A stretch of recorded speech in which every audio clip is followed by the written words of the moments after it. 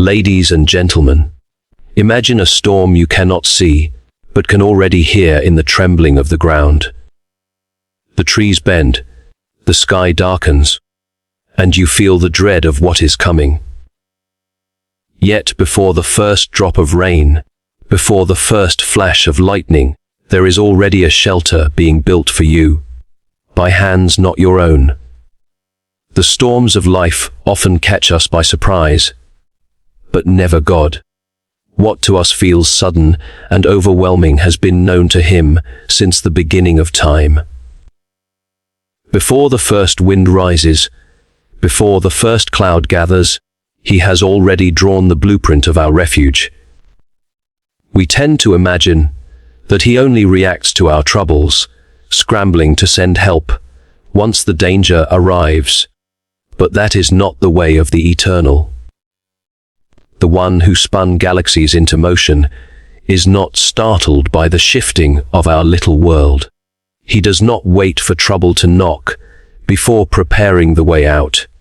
He is already there, ahead of us, crafting the shelter we will need when the shadows lengthen. Think of it while you are going about your ordinary days, unaware of the coming storm. God is laying stones, carving paths, preparing provisions. The very moments you thought were random delays, sudden redirections, or unanswered desires may in truth be the construction of your Hideout.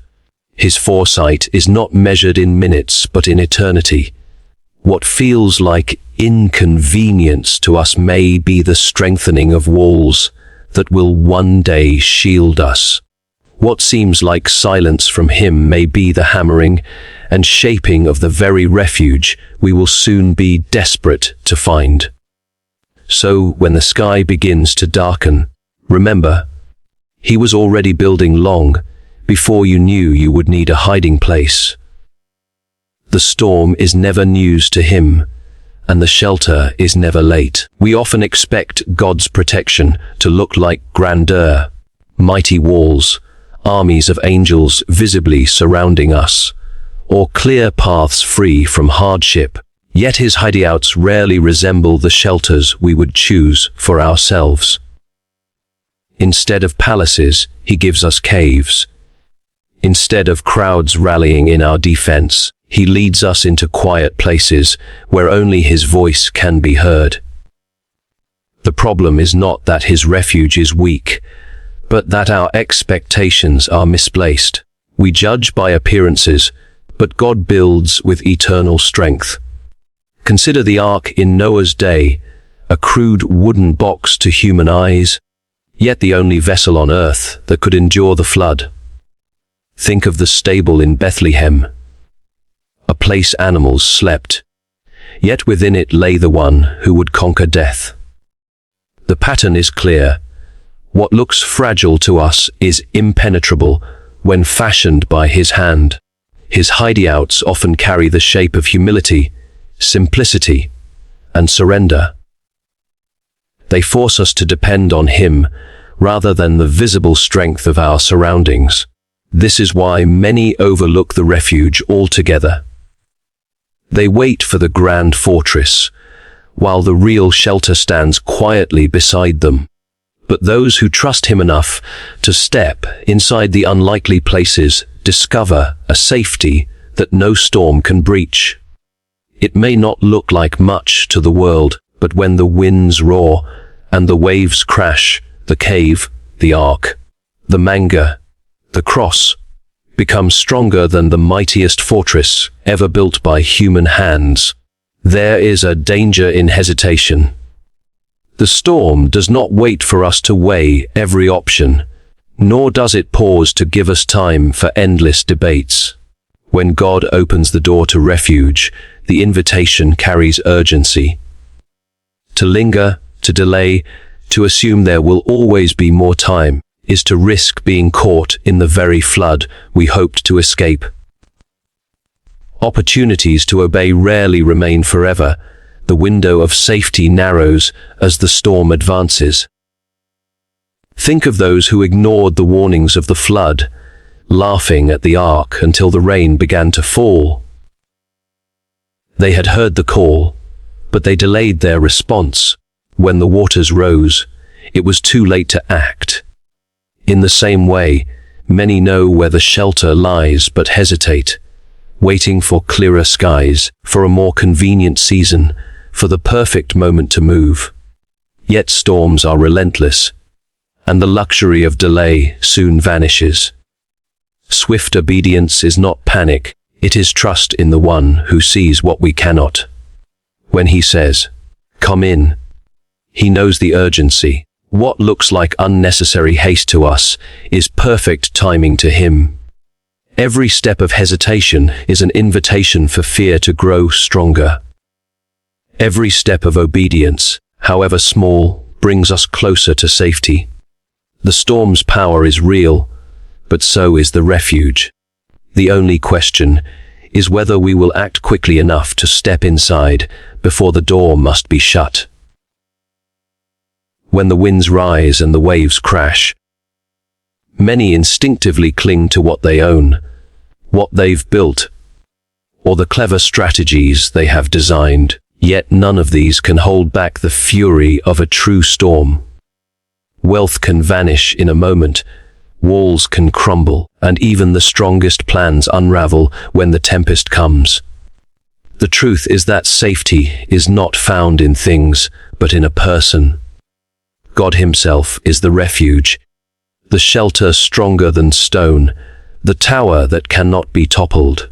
We often mistake security for accumulation.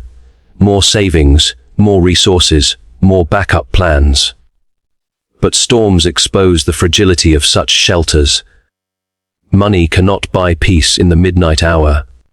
Possessions cannot shield the soul when fear presses in. A carefully crafted strategy cannot stop the weight of sorrow, sickness, or sudden loss. These things may help for a time, but they are only temporary scaffolding. They cannot reach into the depths of the heart, where true safety must be rooted. To take refuge in God is to step into a place where circumstances cannot dictate your security. It is to know that even if the storm strips away everything outward, your foundation remains unshaken because it rests in Him. His presence is not a backup plan. It is the only plan that holds. All other Hideouts collapse under pressure, but in him there is strength, peace, and permanence. The safest place to be is not behind walls or wealth, but hidden in the heart of God himself. Storms are not merely forces of destruction, they are also instruments of revelation. They strip away what is false and expose what is real. When life is calm, it is easy to trust in appearances.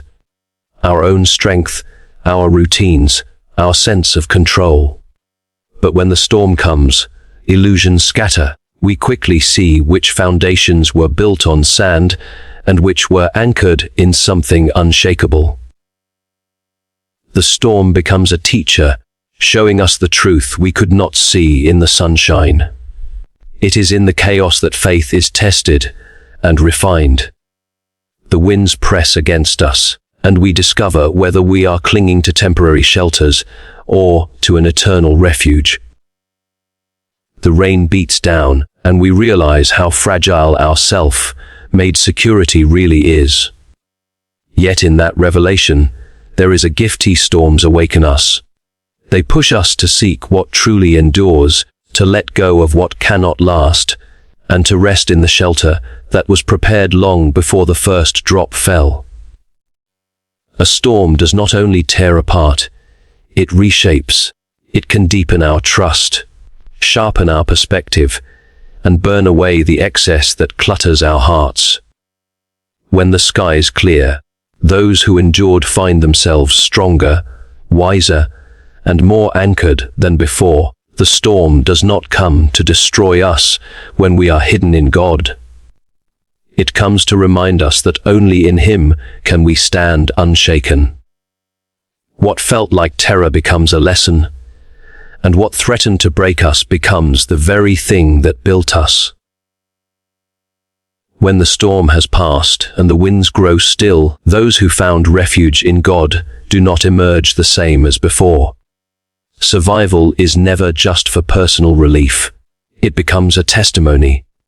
Others, still trembling in the aftermath, look to those who endured and wonder how they stood unshaken. Your story becomes a living witness, a signpost pointing to the shelter you found when the tempest raged. The scars you carry, the peace you radiate, the strength you discovered. All of these speak louder than words. Testimonies are not polished tales of ease, but raw accounts of how fear was met with faith and weakness, with divine strength. They invite others to believe that if God provided a hiding place for you, He can do the same for them. Your refuge becomes their hope. The safety you found becomes an open door for them to enter. In this way, storms are not endured in vain, they are transformed into platforms of encouragement.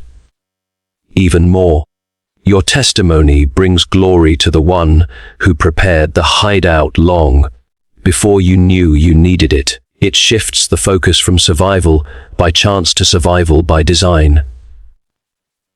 The world sees not merely a person who endured, but a God who sheltered. The storm that sought to silence you becomes the very stage from which you proclaim that His refuge is real, His strength unshakable, and His love stronger than the fiercest winds.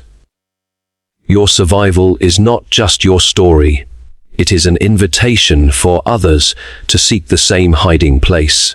The storm will not wait for your convenience, but the refuge waits for your trust. Act fast.